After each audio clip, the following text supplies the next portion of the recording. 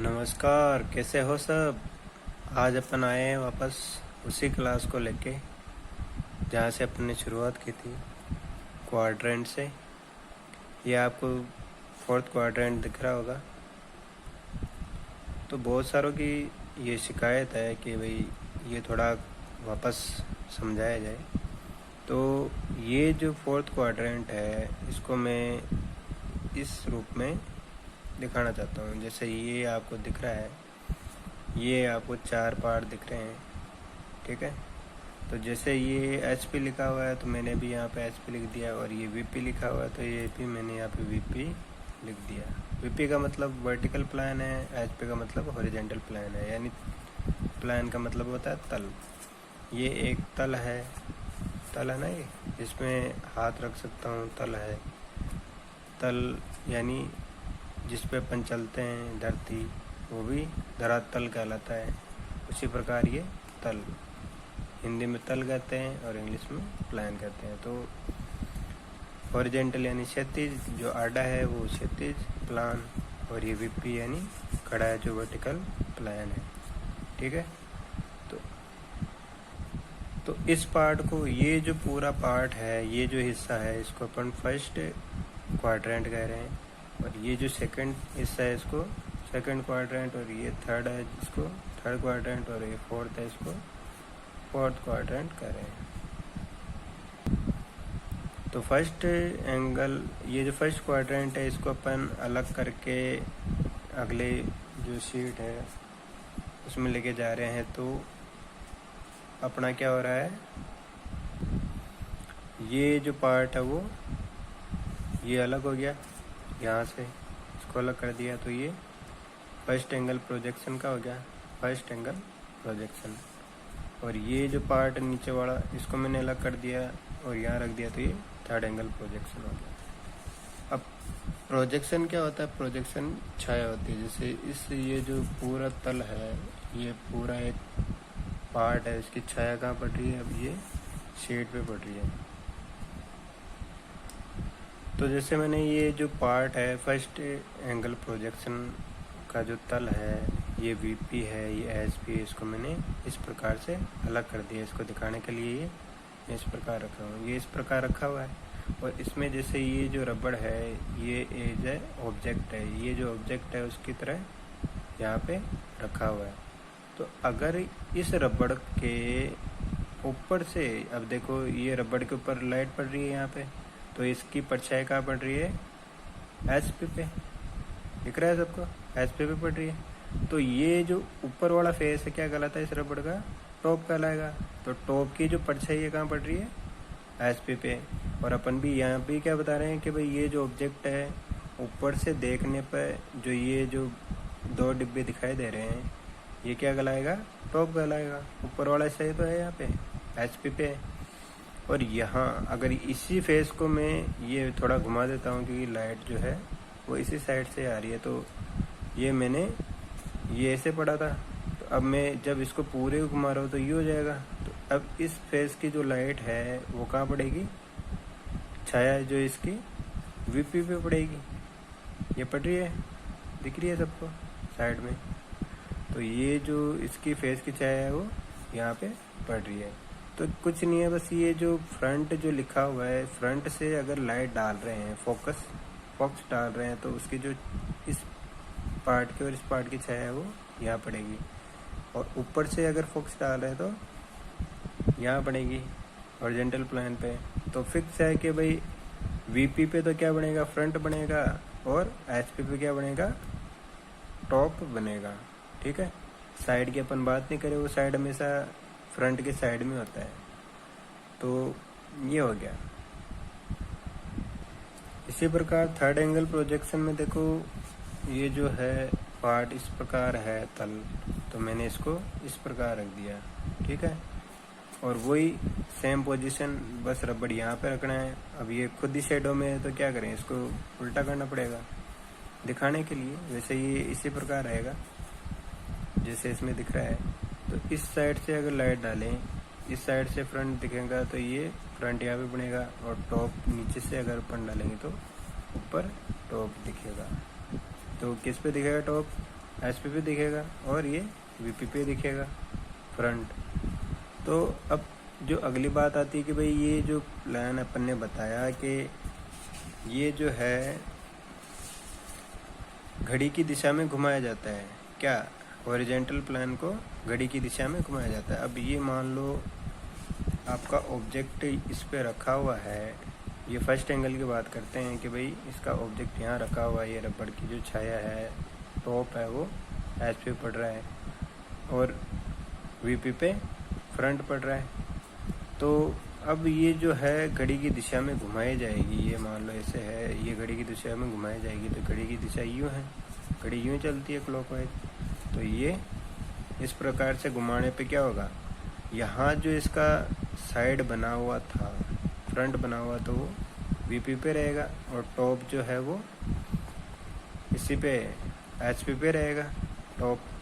तो ये जो इस प्रकार था 3D में, अब उसको मैंने क्या कर दिया, घड़ी की दिशा में घुमा के और इस प्रकार रख दिया। तो क्या हो गया, फ्रंट ऊपर हो गया और टॉप नीचे हो गया।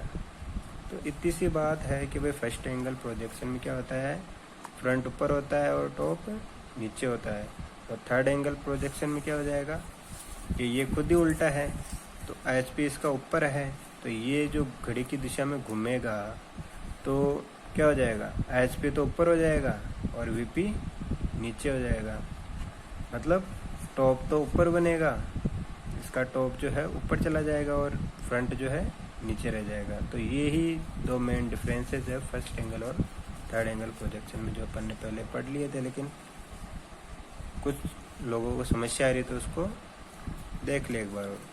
और ये जो सिंबल है ये आपके कम से कम 3-4 नंबर के मैटर करते हैं। किसी भी आप अगर प्रोजेक्शन बना रहे हो, अपन ने जैसे उस दिन बनाया था, ये अपन ने प्रोजेक्शन बनाया था साइड एलिवेशन साइड और प्लान बनाया था। पीपी का मतलब पूछा था मैंने, पीपी का मतलब बताया भी है बहुत सारों ने। पीपी का पूरा फुल फॉर्म होती है प्रोजेक्शन और प्लान। ये जो चौथा तल है अपन ने बताया था भाई, ये जब तल ही चल रहा है, 4 पार्ट में चल रहा है ये तल, तो ये जो तल चल रहा है तो 2D में मैंने इस प्रकार रख दिया। जैसे अपन ने बताया था भाई फोर्थ क्वाड्रेंट बनाते हैं, फर्स्ट क्वाड्रेंट में तो क्या बन गया, प्लान बन जाएगा। फोर्थ क्वाड्रेंट में एलिवेशन, थर्ड क्वाड्रेंट में साइड, और जो ये जो सेकंड क्वाड्रेंट बचा उसमें क्या आएगा, प्रोजेक्शन प्लान। यानी प्रोजेक्शन यानी अभी बताया था छाया को कहते हैं प्रोजेक्शन। बारीक बारीक लाइनों से मिलकर छाया बनती है। तो कोई भी जो एक रेखा होती है, लाइन होती है, वो भी बहुत सारे डॉट से मिलकर बनी होती है। आप अगर इसको जूम करके और जूम करके देखते हो तो एक लाइन जो है वो पिक्सेल्स में टूट जाती है, पॉइंटों में, डॉट्स में टूट जाती है। तो उसी प्रकार अपन कह रहे हैं कि भाई ये जो है प्रोजेक्शन प्लान कहलाएगा। ये जो लाइनें जा रही है छाया की, इसकी इस लाइन की जो छाया यहाँ टकरा के इधर जा रही है। तो ये तो प्रोजेक्शन प्लान की बात हो गई थी। अब मैं ये कहना चाहता था भाई, ये जो थर्ड एंगल प्रोजेक्शन है अपन ने बना तो लिया, लेकिन इसमें अपन ने एक चीज़, इस को बनाने के बाद में भी आपके पूरे 35 नंबर नहीं आएंगे, इसमें भी आपके 30 नंबर या वो 28 नंबर तक ही देगा। क्यों, कमी क्या है, कमी रह जाएगी ये जो आपका थर्ड एंगल का जो सिंबल है वो मैंने इसमें बनाया है क्या, कहीं नहीं बनाया ना। तो ये आपका बनाना ज़रूरी होता है। तो ये जो अगर आपके सवाल में थर्ड एंगल प्रोजेक्शन पूछा है तो आपको थर्ड एंगल प्रोजेक्शन का सिंबल बनाना ज़रूरी होता है। और फर्स्ट एंगल प्रोजेक्शन बोला है तो फर्स्ट एंगल का जो सिंबल है वो बनाना ज़रूरी होता है। और आगे बात करें तो जो अपन कह रहे हैं भाई सेकंड एंगल प्रोजेक्शन और फोर्थ एंगल प्रोजेक्शन जो है वो काम में क्यों नहीं लिया जाता, वो अपन ने बताया भी था कि भाई जो यहाँ पे फिक्स है कि भाई जो टॉप बनेगा वो एच पी बनेगा और फ्रंट है जो वीपी पे बनेगा। तो यहाँ पे ये जो सेकंड क्वाड्रेंट है ये वाला, और ये फोर्थ क्वाड्रेंट है ये वाला, यहाँ पे ऑब्जेक्ट रखा हुआ है और यहाँ पे भी ऑब्जेक्ट रखा हुआ है, देखो इसमें दिख रहा है आपको। और ये आपका टॉप बन रहा है और फ्रंट बन रहा है, यहाँ भी फ्रंट बन रहा है और टॉप बन रहा है। तो काम क्या है कि भाई ये जो घड़ी की दिशा में घूमता है, ओरिजेंटल प्लान को घड़ी की दिशा में घुमाया जाता है।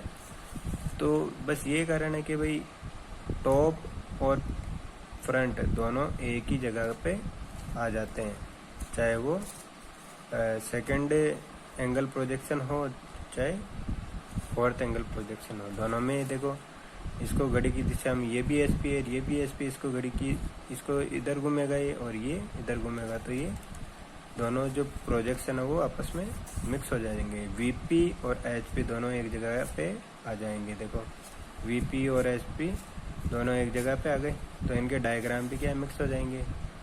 तो इसीलिए इन दोनों को यूज में नहीं लिया जाता है। तो जैसा कि आप देख सकते हो कि मैंने यहाँ पे प्रकार और स्केल की सहायता से सिंबल को बना लिया है। अब ये बनाते हुए क्यों नहीं दिखाया, क्योंकि जो वीडियो है वो बहुत लेंथी हो जाएगा अगर मैं इनको बनाते हुए दिखाऊंगा तो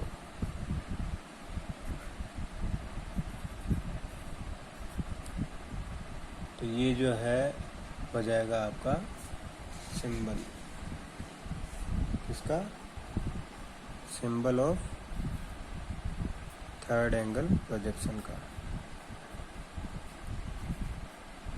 ठीक है, ये मैं शॉर्ट में लिख रहा हूँ थर्ड एंगल प्रोजेक्शन के। तो ये जो अपना ऑब्जेक्ट था इसका अपन ने ये थर्ड एंगल प्रोजेक्शन बनाया था, ये अपन ने इसमें बनाया था।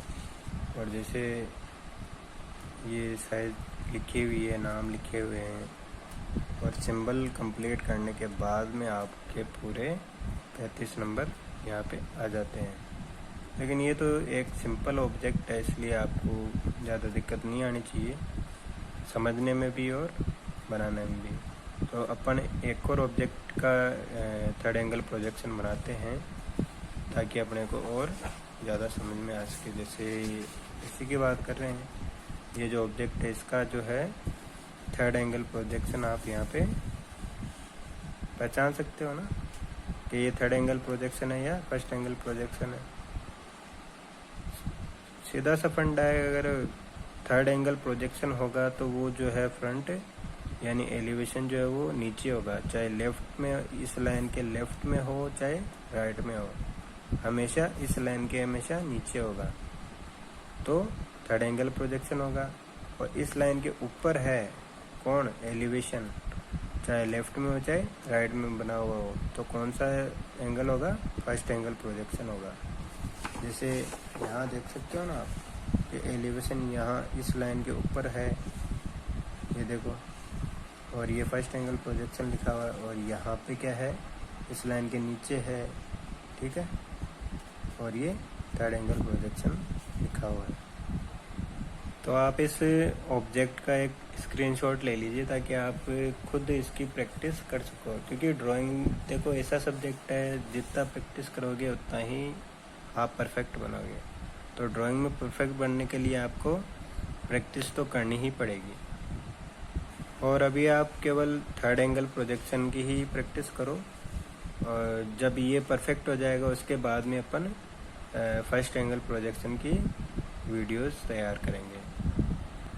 तो जैसा कि आपको पता है कि आपको एग्ज़ाम में वाइट एक शीट मिलेगी और उस पर आपको इस प्रकार से बाउंड्री लाइन बनानी पड़ेगी। तो आपको पता है ना भाई बाउंड्री लाइन जो की साइज़ क्या होगी।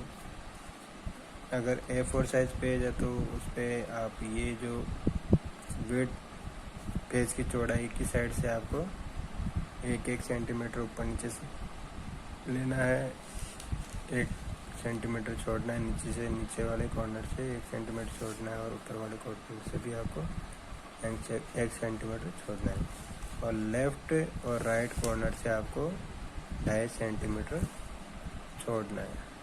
2 से 2.5 के बीच में आपको छोड़ना होता है। तो वो पेज के अकॉर्डिंग होता है।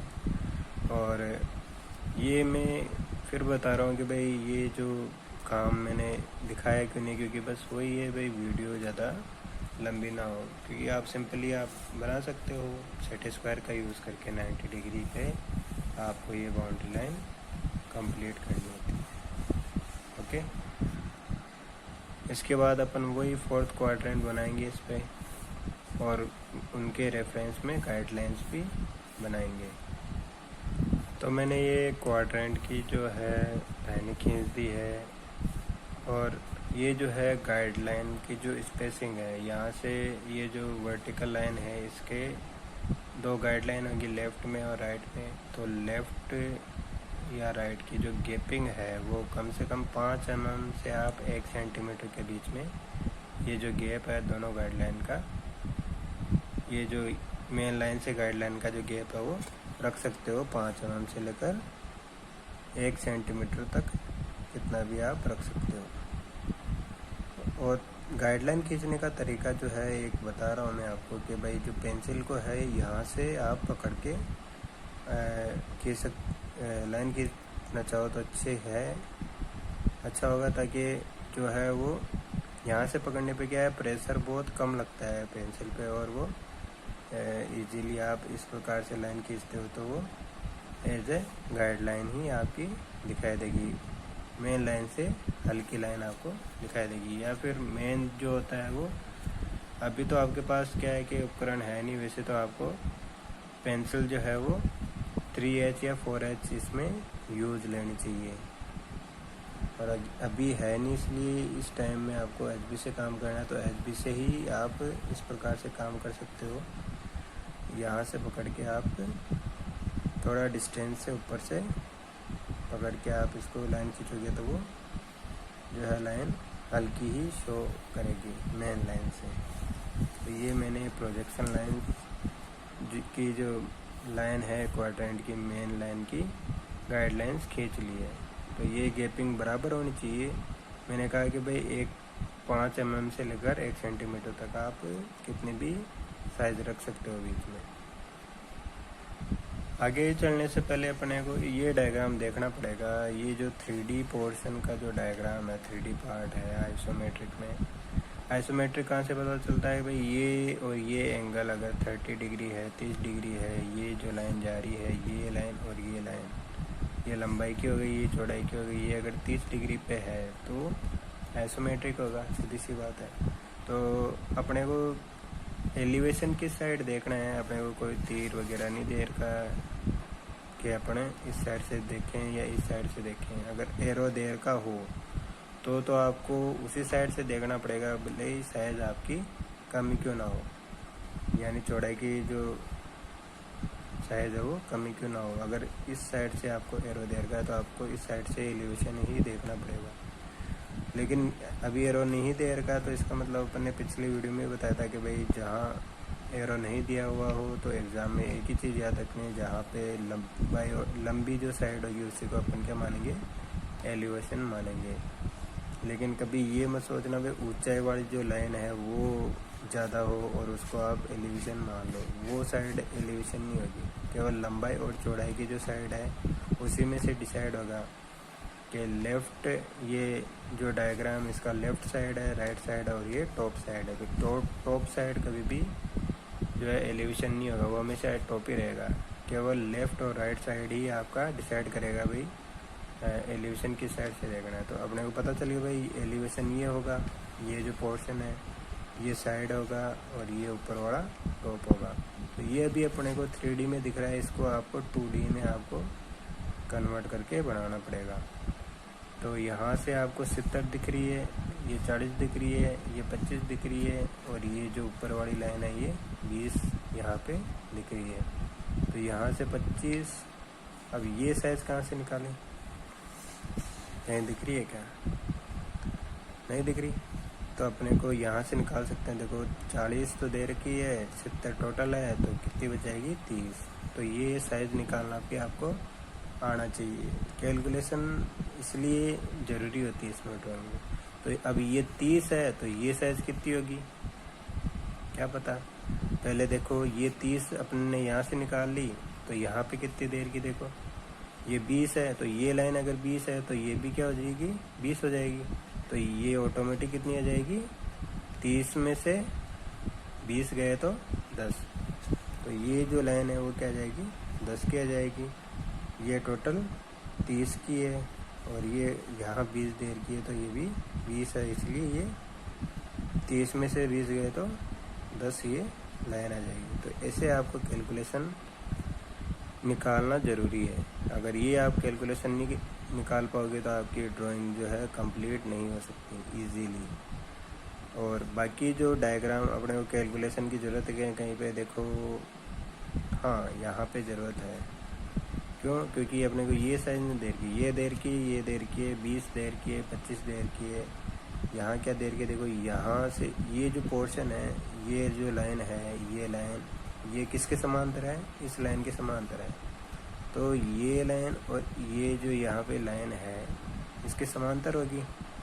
तो ये जो चौड़ाई है 50 है, ये भी 50 है, ये कॉर्नर भी 50 है, ये भी 50 है, ये भी 50 है, ये भी 50 है। ये अपने को पता चल गया है साइज कि इन सब की जो चौड़ाई है वो 50 है। ये पता चल गया 40 है, ये 30 है, टोटल 70 है, इसलिए 30 पता चल गया था। और ये 10 कहाँ से आया था, 20 घटाने पे आया था। अब अपने को केवल ये साइज़ निकालनी है और ये साइज़ निकालनी है। ये साइज़ अपने को देर की, सॉरी ये देर की 20, केवल ये साइज़ निकालनी है, फिर अपन डायग्राम स्टार्ट करेंगे। तो ये कैसे निकलेगी, 25 और 20 कितने होते हैं, 45, और 35, ये जो साइज़ है 35 है, यहाँ तक का, इस कॉर्नर तक की, और यहाँ से इस कॉर्नर तक की 25 है। तो 25 और 35 कितनी हो गई, 60। तो 60 में से अगर अपन 45 घटा दें तो कितनी बच जाएगी, 15। तो ये जो साइज़ है कितनी हो जाएगी, 15 हो जाएगी। क्योंकि ये 25 है, ये कॉर्नर जो है वो 25 के हाइट पे है, ये कॉर्नर और ये कॉर्नर सेम साइड में है, एक ही सीट में है। तो ये 25 की हाइट पे है, ये 15 की हाइट पे है, और ये वापस 25 की हाइट पे है, और ये 20 की हाइट पे, यहाँ से 30 की हाइट पे, और यहाँ से कितनी हाइट पे हो जाएगा, 60। टोटल कितनी हो जाएगी, यहाँ से यहाँ तक की दूरी 60 हो जाएगी। तो ये कैलकुलेशन वाला पार्ट था जो मैंने बताया आपको। अब ये जो है प्रोजेक्शन बनाना स्टार्ट करेंगे अपन, इसी का थर्ड एंगल प्रोजेक्शन। तो पिछले वीडियो में अपन ने बताया था कि भाई यहाँ जो है 45 डिग्री की लाइन खींची थी। तो ज़रूरी नहीं है कि भाई ये पार्ट ही हमेशा प्रोजेक्शन प्लान यानी पीपी बने, ये ज़रूरी नहीं है। कोई सा भी चारों में से कोई सा भी पार्ट पीपी यानी प्रोजेक्शन प्लान हो सकता है। वो कैसे डिसाइड होगा, एलिवेशन से, और एलिवेशन से डिसाइड होगा पहली बात तो। और उससे भी पहली बात क्या है कि भाई आप बना किस में रहे हो, फर्स्ट एंगल में बना रहे हो या थर्ड एंगल प्रोजेक्शन में बना रहे हो। तो थर्ड एंगल प्रोजेक्शन में बना रहे हैं तो एलिवेशन का आएगा या तो नीचे के इस लाइन, ये जो रेफरेंस लाइन है इसके नीचे आएगा हमेशा थर्ड एंगल में, ये पता होना चाहिए। पहली बात तो भाई इस लाइन के नीचे आएगा, यानी जो पीपी है प्रोजेक्शन प्लान वो लाइन के ऊपर बनेगा, ये फिक्स हो गया। अब किस साइड बनेगा, एलिवेशन के, जहाँ एलिवेशन होता है उसके हमेशा ऊपर क्या आता है, प्लान आता है। तो एलिवेशन डिसाइड करेगा कि भाई प्लान कहाँ आएगा, और प्लान डिसाइड करेगा भाई प्रोजेक्शन प्लान कहाँ पे आएगा। तो एलिवेशन कैसे डिसाइड करते हैं भाई, अपन ने देखा भाई एरो, या तो एरो देर का हो तो अपने को पता चल जाता है कि भाई इस साइड से अपने को एलिवेशन देखना है, और एरो नहीं देर का हो तो लंबी वाली, जो लंबाई वाली भुजा है हमेशा, जो दोनों में से लंबी भुजा है उसको लेना है। तो ये 70 है तो ये ले रहे हैं, तो ये एलिवेशन है। अब ये जो रेफरेंस लाइन है ये वाली, इसके लेफ्ट में आएगा ये एलिवेशन या राइट में आएगा, ये कैसे डिसाइड होगा, ये डिसाइड होगा ये जो कॉर्नर वाली लाइन है इससे। ये जो कॉर्नर वाली लाइन है इसके अगर लेफ्ट में है, सॉरी लेफ्ट में है, तो लेफ्ट इस लाइन के भी क्या बनेगा, लेफ्ट में बनेगा, और इस लाइन के अगर राइट में है तो इस लाइन के राइट में एलिवेशन बनेगा। तो अपना जो इसका एलिवेशन है यहाँ पे बनेगा, इसका टॉप कहाँ बनेगा, जस्ट एलिवेशन के ऊपर। तो यहाँ क्या आ गया, एलिवेशन या फ्रंट एलिवेशन आ गया, यहाँ टॉप आ गया, या प्लान बोल लो इसको, प्लान। और यहाँ पे क्या आ गया, साइड आ गया। तो सीधी सी बात है भाई, एलिवेशन के ऊपर प्लान होता है और एलिवेशन की साइड में से हमेशा साइड होता है। तो और प्लान के साइड में मान लो, चाहे साइड के ऊपर मान लो, क्या होता है, हमेशा प्रोजेक्शन प्लान होता है। तो ये ज़रूरी नहीं है भाई यहीं पे हो, कहीं पे भी हो सकता है। वो डिसाइड करेगा कि फर्स्ट एंगल पे बना रहे हैं या थर्ड एंगल में बना रहे हैं, और इस लाइन के ये लेफ़्ट में है या राइट में है। तो इस पूरे जो प्रोजेक्शन वाला पार्ट है उसमें जो ये है एलिवेशन जो है वो मेन पार्ट होता है। पूरे चारों खंडों में से एलिवेशन ही मेन पार्ट होता है। तो मैं ये जो एलिवेशन है ये बना के बता रहा हूँ आपको पहले कि भाई एलिवेशन कैसे बनेगा। भाई ये तो यहाँ पे आपको 3D में दिखाई दे रहा है, ऐसे ये पूरा दिखाई दे रहा है भाई इसमें कौन सा पार्ट आपका एलिवेशन होगा। तो ये जो डार्क स्पेस वाला पार्ट है ये आपका एलिवेशन होगा। लेकिन ये जो है एंगल पे दिया हुआ है, तो यहाँ तो एंगल में बनने से रहा, तो यहाँ क्या बनेगा, ये 90 डिग्री में आपको घुमा के बनाना पड़ेगा। तो इसके लिए अपन क्या करेंगे, सबसे पहले ये जो है यहाँ से स्टार्ट करेंगे। अपन ने क्या, यहाँ से इस कॉर्नर से इस कॉर्नर की जो हाइट थी कितनी थी, 60, और ये देर की अपने को 70। तो ऐसा भी कर सकते हो आप, यहाँ से आप पहले बॉक्स बना लो। यहाँ से आपने जो है 6 सेंटीमीटर, 60 का मतलब 60 mm में है, और यहाँ पे अपन क्या लेंगे और उसको सेंटीमीटर में कन्वर्ट करेंगे तो कितना हो जाएगा, 6 सेंटीमीटर हो जाएगा। और यहाँ पे अपन इधर इस साइड ये खींची हुई लाइन, इसके रेफरेंस में अपन ये लाइन खींच देंगे। अब मैंने यहाँ से 13 से ले लिया, अब 13 से काउंट करूँगा तो 1 2 3 4 5 6 7, तो यहाँ पे आएगा मेरा पॉइंट, और ये वापस मैंने ऊपर यहाँ पे हो जाएगा 6 सेंटीमीटर का हो जाएगा। तो इस प्रकार से अपन ये गाइड बॉक्स बना सकते हैं। ये जो मेजर आपकी जो साइज है उसका आप बॉक्स बना सकते हो, लेकिन गाइडलाइन से ही बनाना पड़ेगा, क्योंकि यहाँ पे कट है, देखो यहाँ पे खाली स्पेस है, और यहाँ पे भी आपका खाली स्पेस है, यहाँ भी खाली स्पेस है। तो ये कवर करने के लिए आपको बनाना पड़ेगा। अब यहाँ से अपने को यहाँ तक की हाइट कितनी पता है, यहाँ देखो लिखी हुई है 25। तो अपन कहाँ से चलेंगे, ये इस लाइन के राइट साइड में है, तो इस लाइन के अपन राइट साइड में अपनी गाइडलाइन कौन सी, ये रही। तो यहाँ नीचे से स्टार्ट करेंगे। मैं ये जो कॉर्नर है, ये कॉर्नर है यहाँ मान रहा हूँ, वैसे यही है भाई। ये जो पूरा पार्ट है, ये एक फ़ोटो है, इसको यहाँ मैंने मान लिया, ये इस साइड का मैंने पूरा ये फेस जो है इसको यहाँ बना दिया गाइडलाइन से। तो इस कॉर्नर से स्टार्ट करूँगा, चाहे इस कॉर्नर से करो, चाहे इससे करो, चाहे इससे करो, 4 कोने होते हैं। तो मैं यहाँ से स्टार्ट कर रहा हूँ।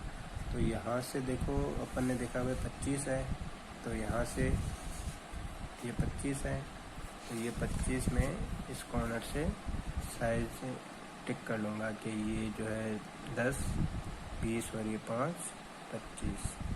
तो इसको मैं डार्क लाइन से बनाऊँगा, क्योंकि मेन जो डायग्राम बनेगा वो डार्क लाइन से बनेगा। तो 25 हो गई, फिर क्या है, ये 40 है, तो 40 की साइड है ये है, तो मैं इस साइड जाऊँगा, तो ये हो जाएगा आपका 40।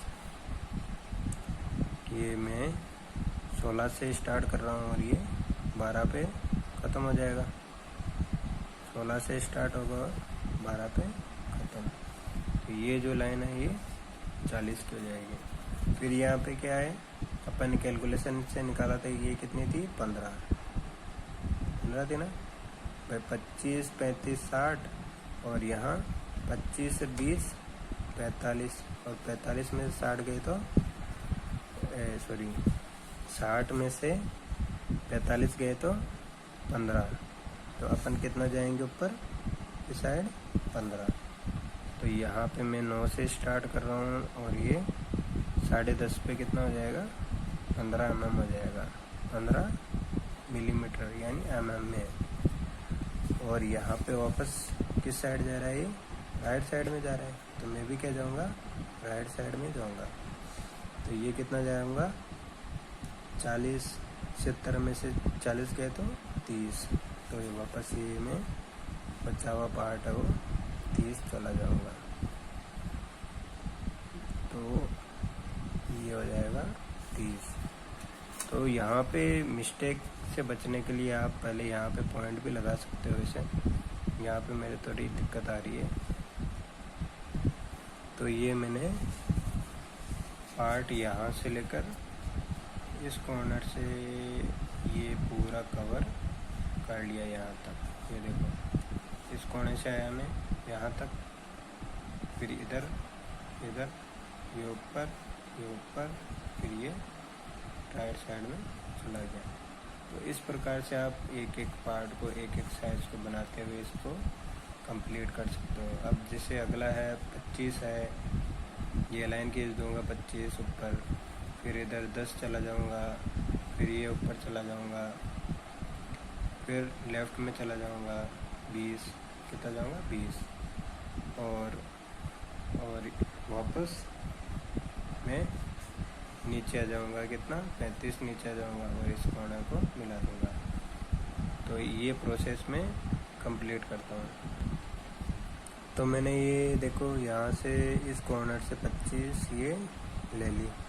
अब ये साइज़ कितनी होगी, अपन ने बताया था कि भाई यहाँ से 30 है, ये जो चौड़ाई है 30 है, ये 20 है, और ये टोटल अपने को कितनी देर की है 70 है। तो 30 इस कॉर्नर तक, और ये है अपने कितनी है, ये अपन ने क्या किया था भाई, यहाँ से अपन ने घटा दिया, 30 में से 20 गए तो 10। तो ये क्या है कि गलत हो गया था, क्योंकि ये कॉर्नर और ये कॉर्नर एक शीट में थोड़ी है, ये कॉर्नर और ये कॉर्नर एक शीट में।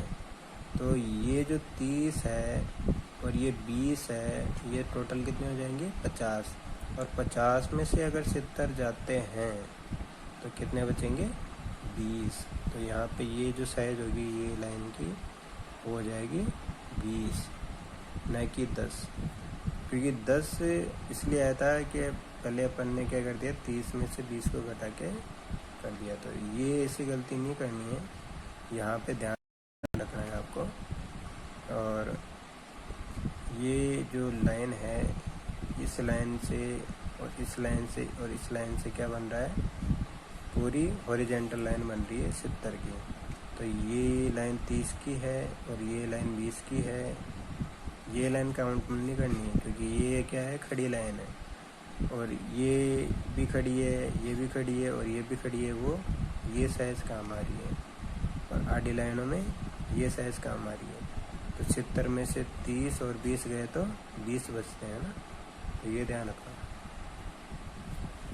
तो मैं यहाँ से आ गया था 20, ये 20 आ गया, ये 20, और ये वापस कितना है 20 है, तो ये 20 ऊपर चले गया। और यहाँ पे आपको साइज दे रखी है 20, इस साइड में इस कॉर्नर से यहाँ इस कॉर्नर तक आ गया, तो इस कॉर्नर से यहाँ पे 20 चला जाऊँगा। फिर उसके बाद में 35 नीचे जाना है, तो 35 में वर्टिकल चला जाऊँगा, और ये दोनों इस कॉर्नर पे यहाँ पे मिल जाएगी। तो जैसा कि मैंने बताया था कि भाई यहाँ पे आपको ये जो है कॉर्नर और ये कॉर्नर एक शेप में नहीं है, वैसे यहाँ भी दिखाई दे रहा है, और यहाँ पे आपको और क्लियर हो जाता है कि यहाँ और यहाँ में कितना डिफरेंस है। तो इसलिए ये आपको कितनी होगी 30 होगी, और ये आपकी 30 हो जाएगी, और ये 20 हो जाएगी। ठीक है, तो ये ध्यान रखना है। जैसे अभी नाप लिख रहा हूँ, वैसे आपको नाप नहीं लिखना, डायमेंशनिंग जो आपने पढ़ी है उसका उपयोग करते हुए लिखना है।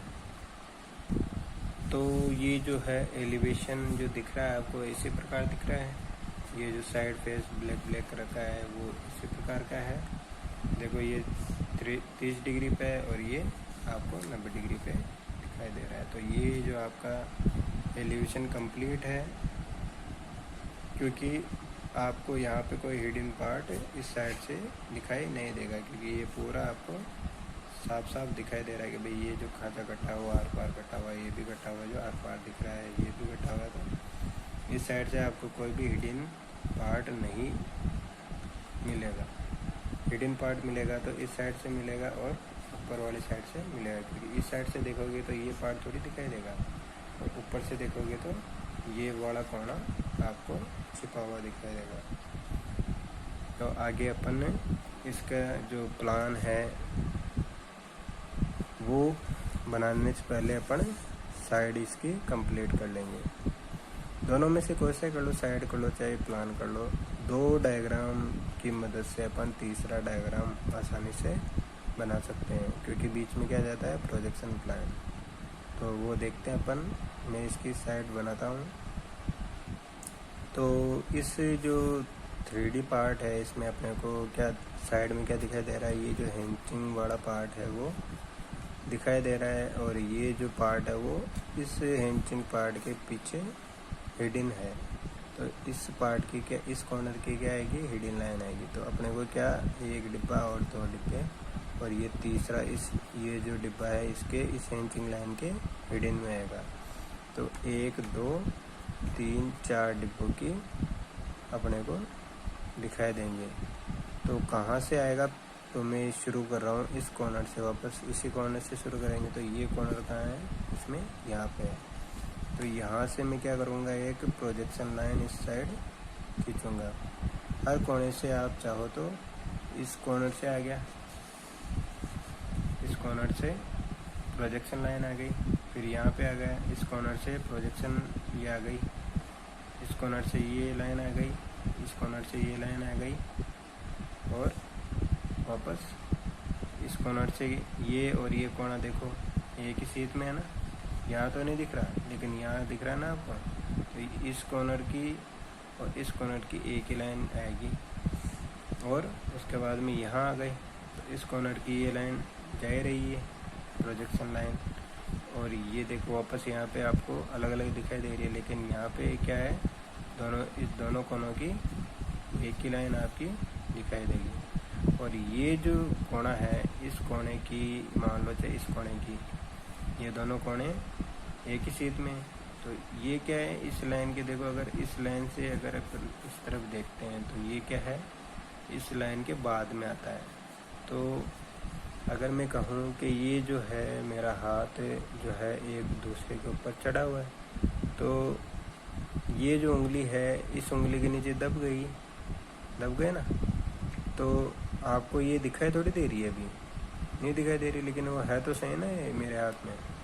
तो यही पार्ट, ये जो हिस्सा है वो, ये काम यहाँ पे होता है कि भाई यहाँ से आप देख रहे हो तो ये तो 3D में तो आपको दिखाई देगा, लेकिन अगर ये 2D में मैं इसको यूँ घुमा दूँ, अगर पॉसिबल होता मैं हाथ से, मतलब थोड़ा इमेजिनरी आपको सोचना पड़ता है कि वास्तव में घूम रहा है। तो घुमाने के बाद में क्या होगा, ये आपको पार्ट दिखाई नहीं देगा। तो ये जो लाइन है इस कॉर्नर की, इस कॉर्नर की, जो इस कोने की एक लाइन आएगी वो क्या आएगी, हिडन लाइन आएगी। उसी प्रकार इस कोने की इसके पीछे छुपा हुआ होगा, तो इस कोने की जो हिडन लाइन आएगी, ये जो कोना है ये और ये, इनकी यहाँ पे हिडन आएंगी। तो मैं पहले ये जो 2 पार्ट है इसको बना रहा हूँ। तो साइज़ क्या रहेगी, 50, चौड़ाई सबकी 50 ही रहनी। तो मैं इसकी बना रहा हूँ यहाँ पे। सबसे पहले ये जो कोना है इससे अपन गाइडलाइन खींच लेते हैं। तो ये अपनी गाइडलाइन हो जाएगी इस साइड, फिर ये इस कोने की आ गई, इस पॉइंट की गाइडलाइन ये आ गई, और इस पॉइंट की गाइडलाइन जो अपनी बनी हुई है, ऑलरेडी बनी हुई है। तो अपने को क्या, इसकी साइज़ चेक करनी कितनी थी, 50, यानी 5 सेंटीमीटर। यहाँ से अपन ले रहे हैं, ये 5 से मैंने 10 पे कर दिया टिक, और ऊपर भी मैंने ये 5 से 10 पे मैंने टिक कर दिया, और इसको मैं मिला दूंगा तो ये मेरा हो जाएगा पार्ट कंप्लीट। तो ये मैंने इन दोनों पार्ट की जो ये जो हिंचिंग आपको दिखाई दे रही है इनकी, ये मैंने साइड यहाँ पे बना दी। तो ये जो आपको हिंचिंग वाला पार्ट दिखाई दे रहा है बॉक्स, ये वाला ये हो गया इन दोनों के पॉइंट के शीट में है, ठीक है। ये दोनों लाइनें ये यहाँ पे 30 डिग्री पे और यहाँ पे 90 डिग्री यानी 0 डिग्री पे हो जाती है। ये 90 डिग्री वाला हो गया, क्योंकि ये तो यहाँ भी 90 डिग्री है, लेकिन यहाँ पे ये लाइन कितनी है 30 डिग्री पे है। तो ये पार्ट आ गया और ये पार्ट आ गया, 2 पार्ट आ गए। अब इन दोनों को अपन हिडन पार्ट कौन सा है, एक तो ये हो गया ये वाला कॉर्नर, और ये वाला कॉर्नर हिडन हो गया। तो अपनी हाइट कितनी है, हाइट से अपने को हाइट लेनी नहीं है, अपने सीधा यहाँ से अपन इन दोनों पॉइंट का जो है, जैसे यहाँ पे प्रोजेक्शन खींचा था, प्रोजेक्शन लाइन इन दोनों पॉइंटों की, इस पॉइंट की और इस पॉइंट की, उसी प्रकार इस पॉइंट की प्रोजेक्शन इस तरफ खींचेंगे और इस पॉइंट की प्रोजेक्शन इस तरफ खींचेंगे, तो अपने ये जो है बन जाएगा। तो यहाँ से जो अपन है प्रोजेक्शन, इसको मिलाते हुए, इस लाइन को मिलाते हुए प्रोजेक्शन लाइन हल्की सी खींच देंगे, तो ये अपना चल जाएगा। और ये इधर भी इस प्रकार से हो जाएगा प्रोजेक्शन लाइन, तो ये प्रोजेक्शन हो जाएगी। तो अपने को लाइन कौन सी यूज में लेनी है, ये तो प्रोजेक्शन लाइन हुई, और वो छिपे हुए भाग को दर्शाने की कौन सी लाइन काम में लेते हैं, हिडन लाइन। तो ये जो है हिडन लाइन कौन सी होती है, ये बराबर गैप में 3-3 mm के जो डॉट बनाए जाते हैं, गैप इनका 1-1 mm होता है बीच में, और डॉट की जो साइज चौड़ाई होती है वो 3 mm होती है, और गैप की साइज जो होती है वो 1 mm होती है। तो ये जो बराबर गैप और बराबर साइज के डॉट बनते हैं, इसको क्या कहते हैं, हिडन लाइन। और ये काम क्या आती है, किसी भी छिपे हुए भाग को दर्शाती है कि भाई हाँ ये जो है बॉक्स से बना हुआ है वो हिडन है यहाँ पे। तो ये जो है ये इस पार्ट का ये हिडन पार्ट हो जाता है। ये 20 हाइट है इसकी, तो ये भी हाइट 20 ही है, और ये 15 हाइट है तो ये भी 15 हाइट है। तो इस कॉर्नर की लाइन ये आ जाती है और इस कॉर्नर की लाइन ये आ जाती है, ये कॉर्नर एक ही साइड में हो गया। तो आगे चलते हैं, ये अपना एलिवेशन कंप्लीट हो गया और ये साइड कंप्लीट हो गया। अब इन दोनों की सहायता से प्लान कैसे बनता है वो देखते हैं कि प्लान कैसे बनता है। पहले अपने को क्या करना पड़ेगा, प्रोजेक्शन प्लान वाली लाइन खींचनी पड़ेगी। तो यहाँ साइड के ऊपर होता है, अपने को पता है ये कॉर्नर और ये कॉर्नर, यहाँ जो गाइडलाइन का कॉर्नर है ये एक साथ मिला दूँ तब भी मेरा क्या बनेगा, 45 डिग्री बनता है। या फिर मैं यहाँ से रेफरेंस, इस लाइन को रेफरेंस मान के और यहाँ जो है सेट स्क्वायर रख के बनाऊँ तो भी मेरा जो है वो 45 डिग्री का ही एंगल बनता है यहाँ जो बनेगा। तो मैं क्या करूँगा, वापस वही अपने 2 डायग्राम की सहायता से तीसरा डायग्राम कैसे बनता है वो देखते हैं कि भाई यहाँ से अगर प्रोजेक्शन, ये क्या कहलाएगा, प्रोजेक्शन लाइन PP, ठीक है, प्रोजेक्शन प्लान बोलते हैं इसको। और ये जो प्रोजेक्शन लाइन, क्योंकि इस पार्ट की जो जितनी प्रोजेक्शन है वो यहाँ पे बनती है, तो यहाँ से मैं प्रोजेक्शन लाइन खींच रहा हूँ, ये यहाँ पे टकराएगी, ये 45 डिग्री पे जो लाइन यहाँ टकराएगी और इस साइड घूम जाएगी 90 डिग्री पे। तो ये मैंने यहाँ पे टकरा दी और ये इस साइड घूम गई, तो ये अपना इस साइड बन जाएगा। ये इस कॉर्नर की आ गई प्रोजेक्शन लाइन, और यहाँ से ऑलरेडी पहले ही जा चुकी है अपनी गाइडलाइन खींचने का यही फ़ायदा है।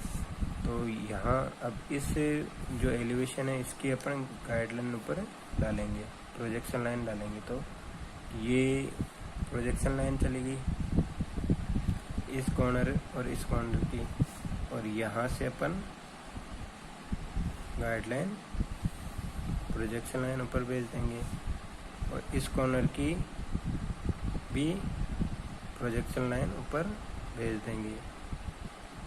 लेकिन इसको बनाने से पहले अपन जो दिख रहा है पार्ट उसी की बात करते हैं। ये जो अपने को ऊपर दिखाई दे जाएगा ये प्रोजेक्शन हो गई, और यहाँ इस कॉर्नर की प्रोजेक्शन ये हो जाएगी। तो ये अपन ने प्रोजेक्शन से ये पार्ट अब डार्क कर लेंगे। प्रोजेक्शन लाइन तो खींची थी, अब ये अपन डार्क करने का काम है। तो ये अपना हो जाएगा डार्क करने के बाद में प्लान कंप्लीट हो जाता है लगभग। इसमें एक पार्ट बचेगा जो अपन देख लेंगे। तो यहाँ पे इस पार्ट को देखने पे क्या दिख रहा है कि ये जो है 30 है, तो ये 30 अपने को चौड़ा दिख ही रहा है। ये 30 था ही अपना, इसके हिसाब से ये देखो ये दिख रहा है ना, ये पूरा वाइट फेस, तो ये वाइट फेस हो गया।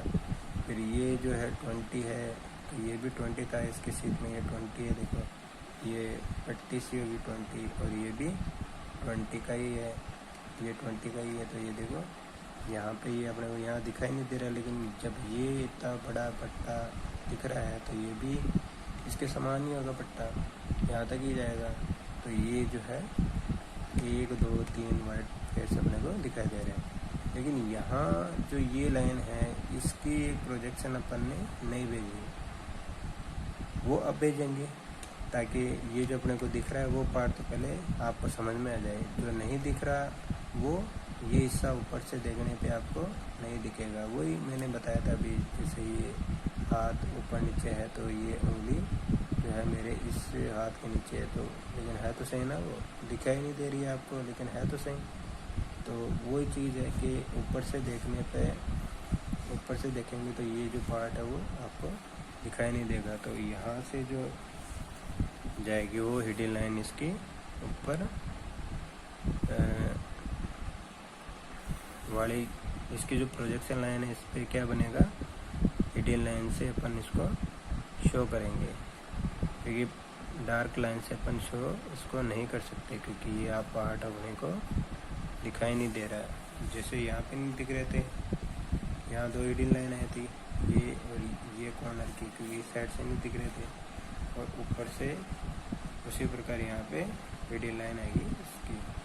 तो ये अपना जो है इस पार्ट का थर्ड एंगल प्रोजेक्शन का जो है एलिवेशन, साइड और प्लान जो है कंप्लीट होता है।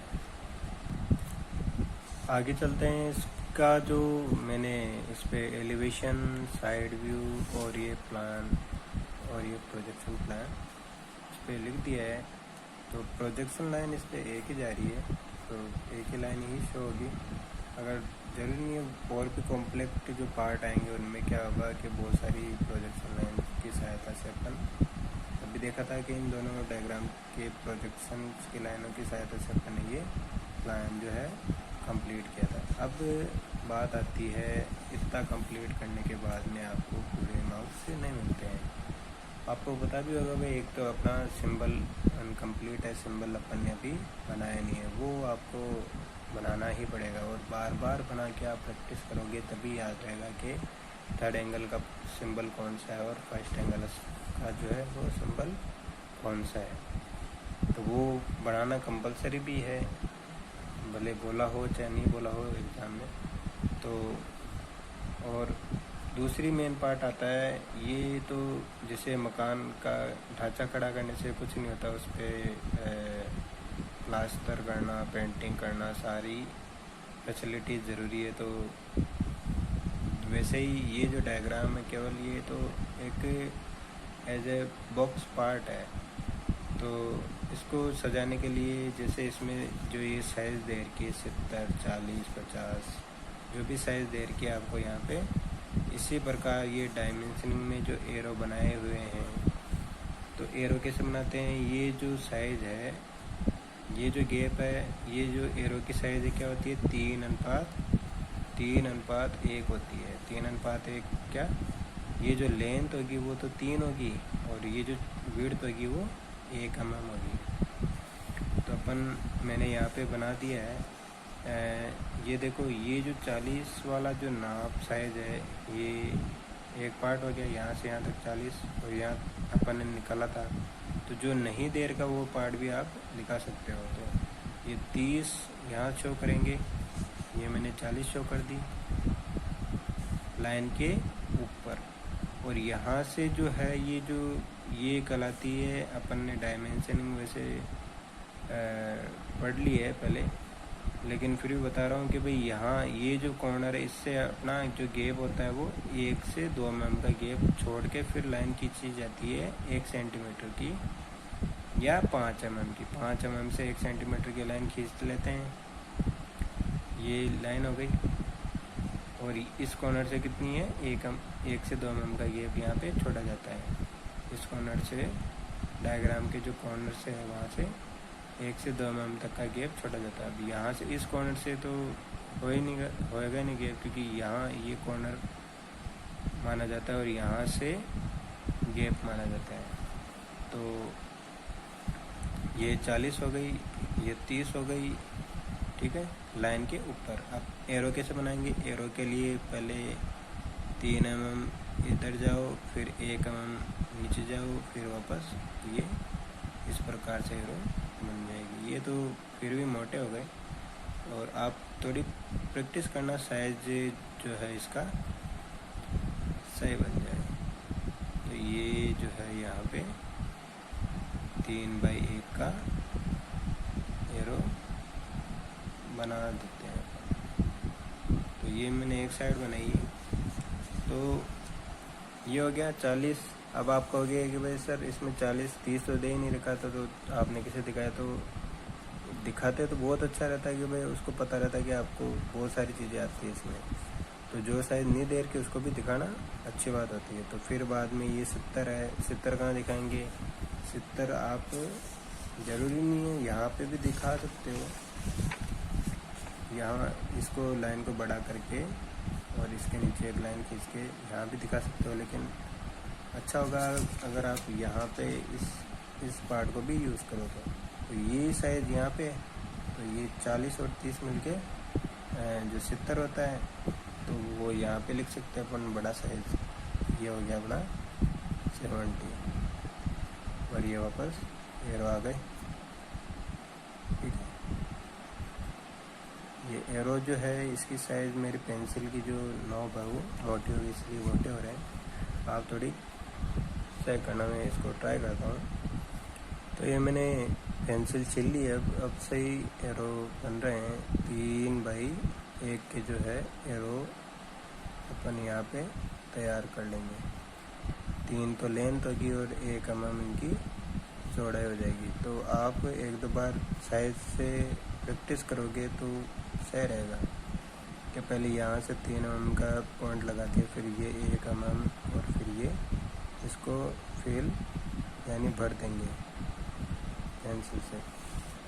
और यहाँ क्या साइज़ दिखाऊंगा मैं, यहाँ दिखाऊंगा ये साइज़। तो लाइन के हमेशा ऊपर की साइड अपने को, लाइन के ऊपर की साइड अपने को नाप लिखना हमेशा। तो ये कितना था अपना, 15 था, निकाला था अपन ने। तो ये 15 में यहाँ पे लिख दूंगा, और ये अपना 25 हो जाएगा।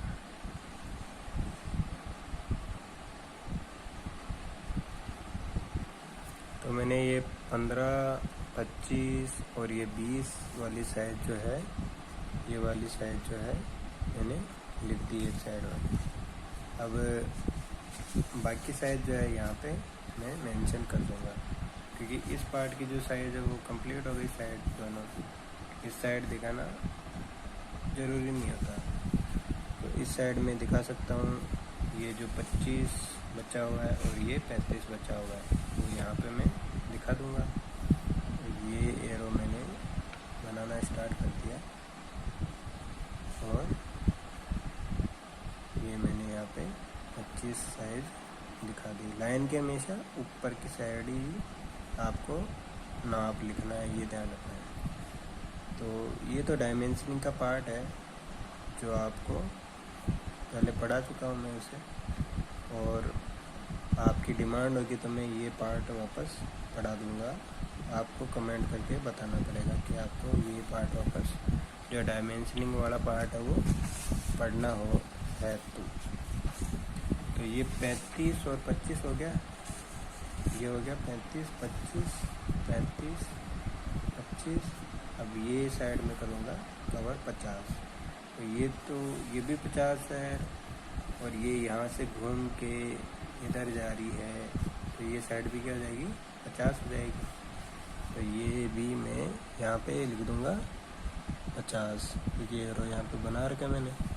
और यहाँ पे भी क्या कर दूँगा, ये है, ये थोड़ा मोटा हो गया एरो, और ये भी क्या हो जाएगा, 50 हो जाएगा। तो इस प्रकार से ये जो डायमेंशनिंग वाला पार्ट है इसका कंप्लीट होता है। जो भी इसमें नाप दे के वो सारे नाप इसमें मेंशन हो चुकी है। और इसमें जो ये छोटी नाप बचती है, ये जो 20 वाली है, ये 20 बचा हुआ है, ये 30 बचा हुआ है, ये आप जो है यहाँ पे दिखा सकते हो ऊपर की साइड।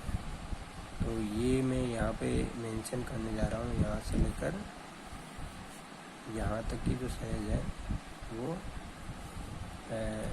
30 हो जाएगी, और ये जो है वो 20 हो जाएगी अगर मैं यहाँ से यहाँ तक लाइन खींचता हूँ। और ये भी मैं दिखा सकता हूँ, ये जो बचा हुआ पार्ट है इसकी साइज 20 दिखा सकता हूँ। तो ये थोड़ा मैं सही कर देता हूँ इसको। तो मैंने ये पार्ट कंप्लीट कर लिया है। देखो ये 30, 20 और यहाँ भी अपन ने निकाला था 20, तो ये 30, 20, 30 ये हो गए, और ये 70 मैंने ऊपर कर दिया। तो मैं यहाँ जैसे बता रहा था भाई इसके नीचे भी लिख सकता हूँ। तो यहाँ पे ये देखो दोनों कॉमन कर दिया मैंने ऊपर, ये लाइन से ऊपर आगे बढ़ा के ये लाइन खींच के, और ये 70 लिख सकते हैं। और आगे बस केवल वो सिंबल बनाना बाकी है, जो मैं सिंबल बना के इसको कंप्लीट करता हूँ। तो ये जो सिंबल का जो ये पार्ट है, चौक वाला पार्ट है, ये आगे से छोटा साइज रखना है, और पीछे राइट साइड में क्या होता है, बड़ा साइज होता है। ठीक है, बड़ा साइड जो है राइट साइड में होता है, और ये छोटा साइड जो है वो लेफ़्ट साइड में होता है। और ये अपन यहाँ से जो है सर्कल बनाएंगे दो इसकी साइज़ के। तो ये मैं कंप्लीट करता हूँ। तो ये सेंटर लाइन बनाना ज़रूरी है। सेंटर लाइन सबसे पहले सेंटर लाइन बनाएंगे। सेंटर लाइन क्या होती है, ये किसी भी पार्ट के सेंटर को दिखाती है। और ये जो कैसे बनती है, पहला जो डॉट आता है वो 15 mm का होता है, फिर वही 2 mm का गैप, और फिर 3 mm का छोटा डॉट आता है, फिर 15 mm का वापस 2 mm का गैप, 3 mm का वापस छोटा डॉट, फिर वापस 2 mm का गैप, और फिर वापस 15 mm का बड़ा डॉट आता है। ये कंटिन्यूस इसी प्रकार चलता रहता है, और इसी लाइन को जो है सेंटर लाइन बोली जाती है। तो ये सेंटर लाइन सही से बनाना ज़रूरी है। हिडन लाइन और सेंटर लाइन में ये डिफरेंस होता है कि ये जो है 3-3 mm के डॉट्स होते हैं, और गैप जो है 1-1 mm का, 1 से 2 mm का गैप बराबर होता है। और इसमें अलग होता है, ये बड़ा डॉट होता है 15 का, फिर गैप 2 mm का, फिर 3 से 5 mm का छोटा डॉट रखा जाता है, फिर वापस गैप, फिर 15 mm का बड़ा डॉट रखा जाता है। तो ये लाइंस में पढ़ाया था आपको। तो इसी प्रकार ये जो है प्रोजेक्शन जो है थर्ड एंगल प्रोजेक्शन, इस पार्ट का जो है थर्ड एंगल प्रोजेक्शन कंप्लीट होता है।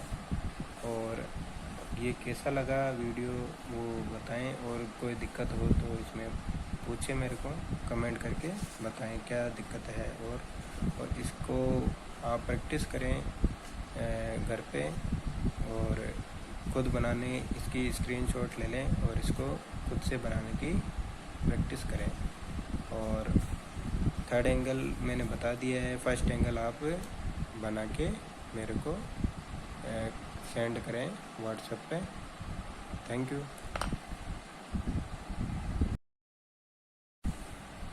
और अगले वीडियो में अपन इस पार्ट, ये जो 3D पार्ट आपको दिखाई दे रहा है, इसकी अपन थर्ड एंगल प्रोजेक्शन बनाएंगे। और मेरे चैनल पर नए हैं तो सब्सक्राइब करें, इस वीडियो को लाइक करें और ज़्यादा से ज़्यादा शेयर करें ताकि बच्चों तक ये जो इम्पोर्टेंट टॉपिक है ये पहुंच सके और वो अभी ही तैयारी कर सके, क्योंकि लॉकडाउन का पता नहीं ये कितने टाइम तक रहेगा।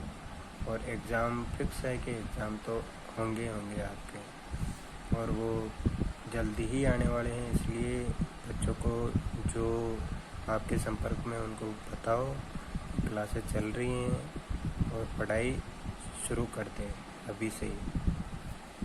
Thank you.